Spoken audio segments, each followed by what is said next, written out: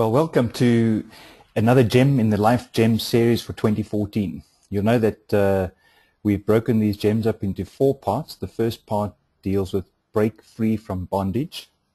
Part 2, which is in the second quarter, deals with break through the imagined barriers that you and I create. Page 3 is about breaking out of the box, and part 4 is about breaking into your promised land.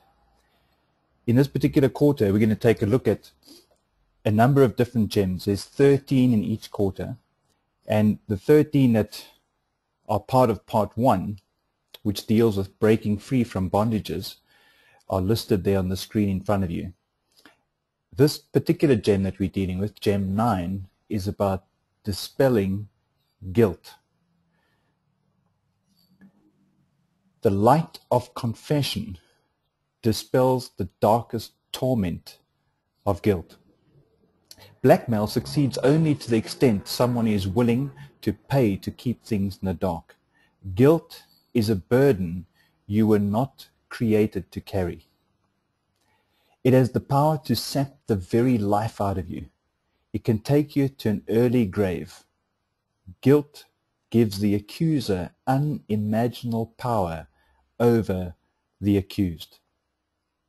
It has the ability to threaten your very existence, to get you to do things you know you should not do, or not do things you know you should do.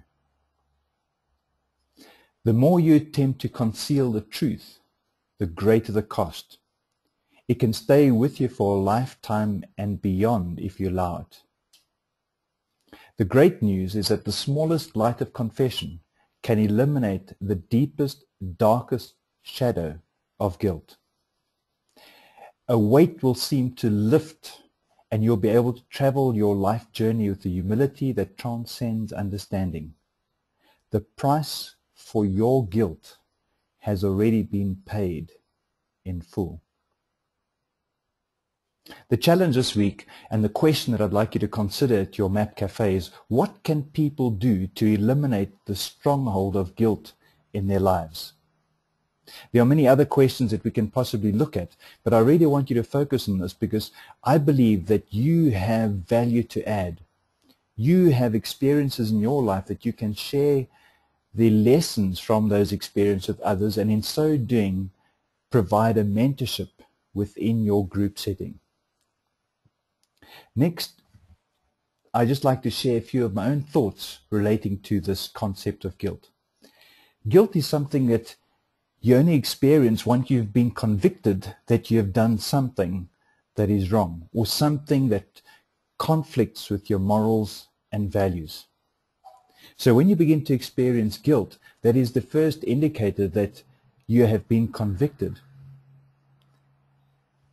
The first thing that you can do is to confess or cover up the situation. If you choose to confess, that stronghold over you is broken and you are in a sense set free. But should you choose to cover up or conceal what you have done, the reality is that you begin to place prison bars around you in such a way that you'll be prevented from moving forward. You will end up living in fear and not being able to become the person you were born to be. I want to share a little example of when I was only 8 years old.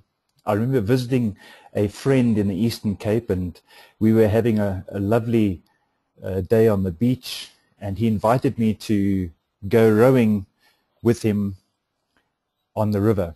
While we were busy rowing around in the shallow water, we noticed 2 children were crossing a place in the river where they were not permitted to cross. So we dutifully filled up the boat with sand, and we began to row over to where these children were swimming. And as we got closer, we took the sand out of the boat and we began to throw it at these children and shouting at them to get out of the water. Unknown to us, these children weren't swimming, but they were in fact drowning in the deep gorge that they were busy crossing. There we were sitting with their means of rescue, but because we did not know or understand that they were drowning, we did not offer or extend the help that could have saved their lives. I still remember the people that gathered around these two bodies lying on the beach after they'd been pulled from the water. One child, a young, in fact they were both girls. The one was about 10 years old and the other one was probably 2 or 3 years old. And I still see those bodies lying lifeless on the beach. And the guilt that goes with something like that seems to just continue and continue until such time as you are able to express your sorrow, but at the same time not only confess the sorrow and the guilt that goes with that particular situation, but also to forgive yourself.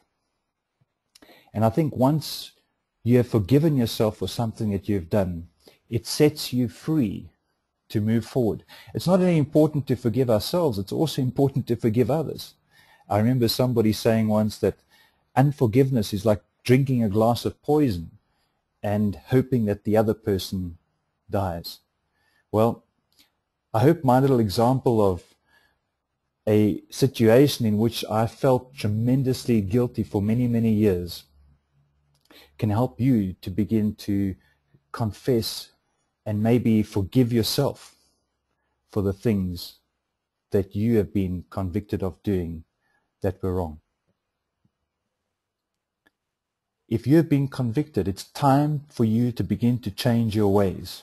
If you habitually do the wrong things, today is an opportunity for you to change your thinking, to change the way you do things.